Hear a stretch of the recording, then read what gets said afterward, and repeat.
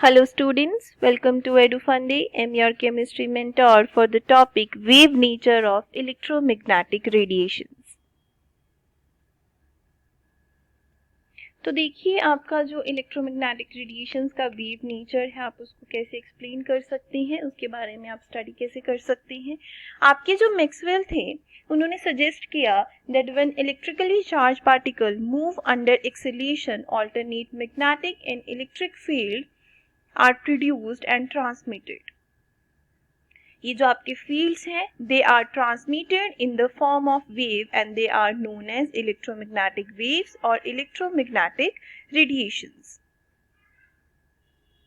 जो आपकी James Maxwell थे ये पहले पर्सन थे जिन्होंने रिवील किया कि आपकी जो लाइट वेव्स है they are associated with oscillating electric and magnetic characters. These electric and magnetic field produced by oscillating charged particles are perpendicular to each other and also perpendicular to the propagation of wave. जो आपके electric और magnetic field थे ये आपके charge particles जो इनको produce कर रहे थे ये दोनों फील्ड्स एक दूसरे के परपेंडिकुलर थे, also they are perpendicular to the propagation of wave.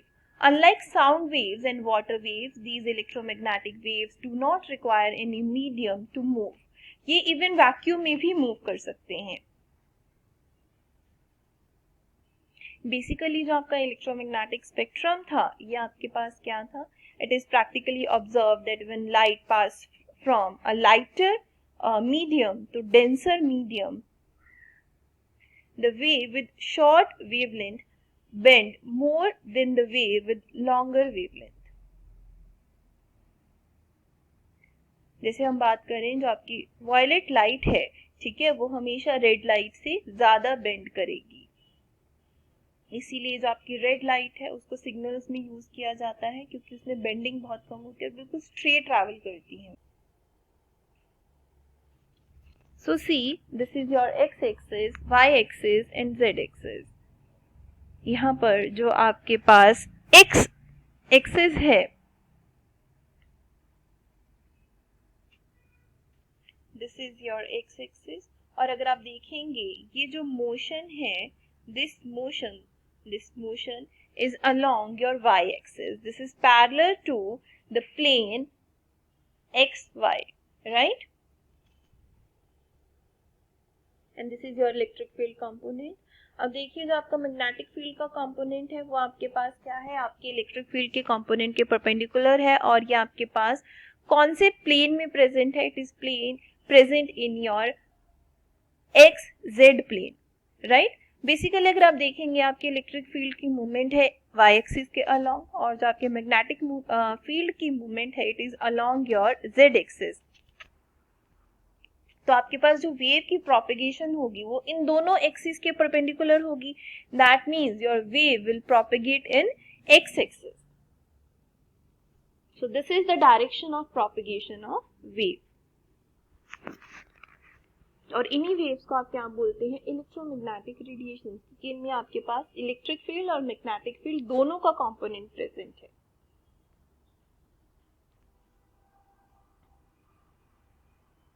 आपके पास अगर आप देखेंगे विजिबल रीजन में आपके पास नंबर ऑफ वेवलेंथ्स हैं जिनके पास वेरिएबल कलर बैंड्स हैं और उस पूरी सीरीज को आप क्या बोलते हैं? स्पेक्ट्रम.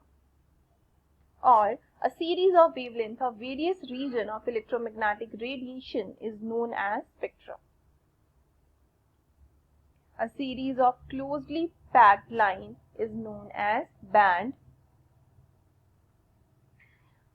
जो आपके पास स्पेक्ट्रम होते हैं इलेक्ट्रोमैग्नेटिक रेडिएशंस के, they says that visible light without any gap in its colour from violet to red is known as continuous spectra. अगर आपके पास एक स्पेक्ट्रा है जिसमें कोई भी गैप नहीं है आपके कलर्स में, बिल्कुल एक फ्लुएंसी के साथ वो कलर्स हैं, तो आप उस स्पेक्ट्रा को कैसा स्पेक्ट्रा बोलेंगे? That spectra is known as continuous spectra.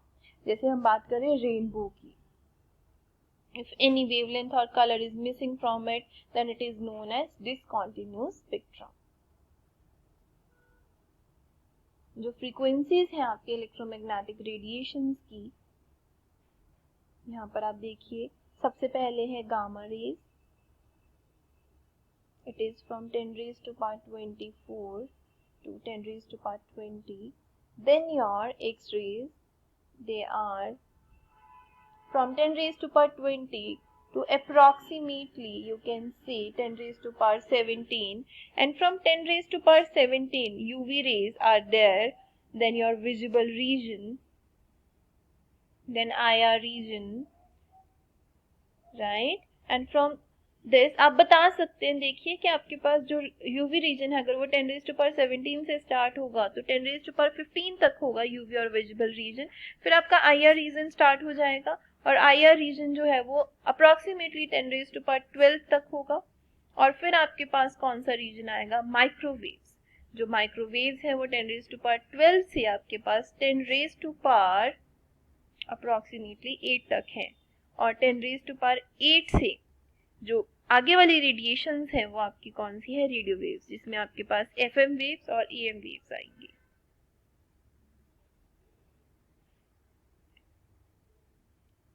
और उसके बाद आपके पास है लॉन्ग रेंज रेडियो वेव्स, जो आपके पास 10 रेज़ टू पावर 6 से बाद में आएंगी.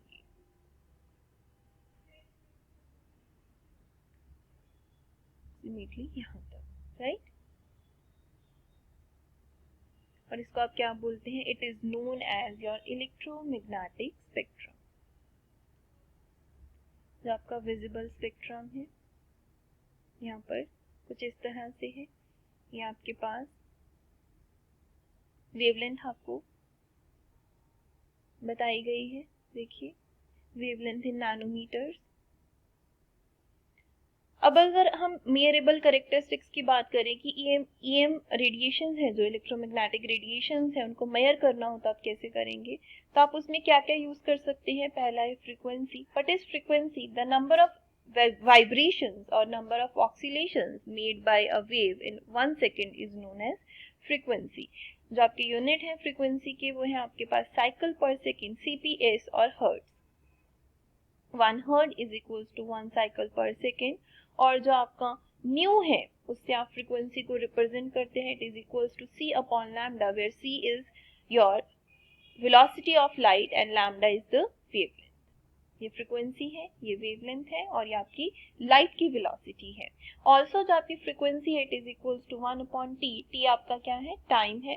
दैट मीन्स आप फ्रीक्वेंसी को और क्या लिख सकते हैं? पर सेकेंड.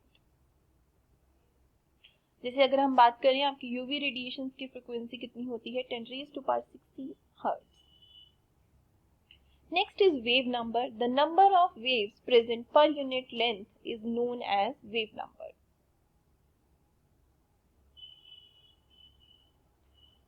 जैसे हम बात करें वेव नंबर के यूनिट्स होते हैं पर सेंटीमीटर और पर मीटर. जो वेव नंबर है it is reciprocal of your wavelength. Wavelength क्या है? It is distance between two successive crest और trough is known as wavelength. जैसे अगर ये मेरी एक्स एक्सिस है, this is your Y axis and this is your Z axis, तो आपके पास ये मेरी एक वेव है. तो आपके पास जो ये अपर पोर्शन है आप इसको बोलते हैं क्रेस्ट, और जो आपके पास लोअर पोर्शन है उनको आप क्या बोलते हैं? They are known as trough. This is also trough. तो आपके यहाँ पर वेव प्रोपेगेशन के बारे में आपको बताया गया है, राइट? तो दो सक्सेसिव क्रेस्ट के बीच में जितना डिस्टेंस होगा आप उसको क्या बोलेंगे? वेवलेंथ. या दो ट्रफ के बीच में जितना आपके पास डिस्टेंस होगा उसको भी आप क्या बोलेंगे? Wavelength, right? जो वेवलेंथ है उनकी भी डिफरेंट यूनिट्स हैं. फर्स्ट है angstrom. 1 angstrom is equals to 10 raise to power minus 10 metre और 10 raise to power minus 8 centimetre. It is also measured in nanometer, that is 1 nanometer is equals to 10 raised to power minus 9 meter or 10 raised to power minus 7 centimeter. Picometer, 1 picometer is equals to 10 raised to power minus 12 meter or 10 raised to power minus 10 centimeter.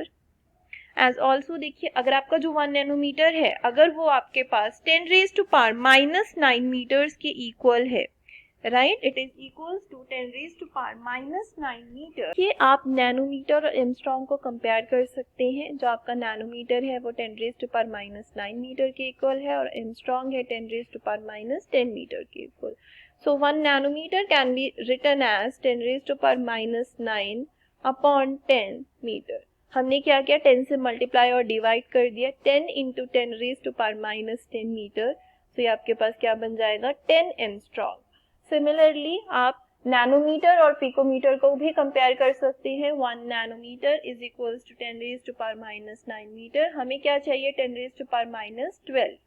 तो हम क्या करेंगे, 10⁻³ से multiply कर देंगे और 10⁻³ से भी मल्टीप्लाई कर देंगे। दोनों को अगर आप ऐड करेंगे तो ये क्या बन जाएगा, 1, राइट। तो यहाँ पर आएगा 10⁻³ इंटू 10⁻12 मीटर। सो ये बन जाएगा 1000 पिकोमीटर। सिमिलरली आप एंगस्ट्रॉम और पिकोमीटर को भी कंपेयर कर सकते हैं ना। 1 angstrom is equals to -10 metre. तो हम लिख सकते हैं 10⁻² इंटू 10⁻⁻10 अपॉन 10⁻² मीटर। सो ये बन जाएगा 100 इंटू 10⁻12 मीटर। तो आप इसको क्या लिख सकते हैं, 100 पिकोमीटर। सो इन दिस वे आप इन सब को क्या कर सकते हैं, कंपेयर कर सकते हैं। ऑल्सो आपके जो 1 माइक्रोन है, 1 म्यू है, ये किसके इक्वल होता है, 10⁻⁻6 मीटर के। So in this way you can calculate your wavelength in various units. Also जो माइक्रो म्यू है आपके पास, वो किसके इक्वल होगा, 10⁻⁹ मीटर के।